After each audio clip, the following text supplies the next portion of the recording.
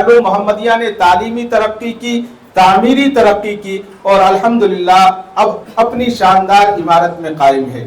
مدرسے کا تدریسی نظام باضابطہ محمدیہ ایجوکیشنل چیریٹیبل ٹرسٹ کے زیر اہتمام چل رہا ہے۔ ادارہ اپنے جملہ معاونین کرام کی بنسبت ان کے شانہ بشانہ ان کے خدمات کے عوض میں الحمدللہ بخوبی خدمت انجام دے رہا ہے، اور اکابرین امت اس ادارے میں ہمیشہ تشریف لاتے رہے اور سرپرستی فرماتے رہے۔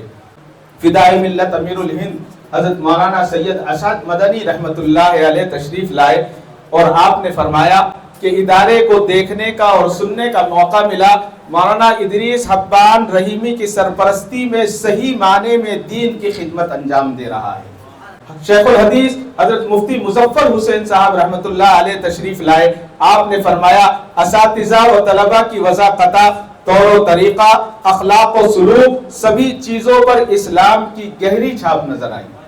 اسی طرح سے فخر الحکماء حاذق الامت عارف باللہ حضرت مولانا حکیم ذکی الدین صاحب رحمت اللہ علیہ تشریف لائے، آپ نے فرمایا اساتذہ سے مولانا حبان کی محبت اور کام پر لگانے کی صلاحیت سے میں بہت متاثر ہوا۔ یہاں قرآن شریف صحت کے ساتھ اور تحفظ مسلک کا خصوصی اہتمام کیا جاتا ہے۔ اسی طرح سے خطیب الاسلام حضرت مولانا محمد سالم صاحب قاسمی بانی و محتمم دارالعلوم وقف دیوبند رحمت اللہ علیہ فرماتے ہیں ساؤتھ انڈیا بنگلور کا مدرسہ دارالعلوم محمدیہ صحیح معنوں میں اکابر و اسلاف کے نہج پر قائم ہے۔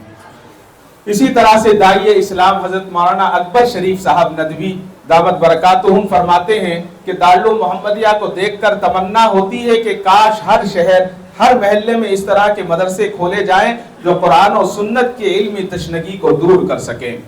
شاعر اسلام ڈاکٹر امجد حسین حافظ کرناٹکی صاحب فرماتے ہیں کہ ماشاءاللہ یہاں کے طلبہ میں خانقاہی رنگ اور بہتر تربیت نظر آتی ہے۔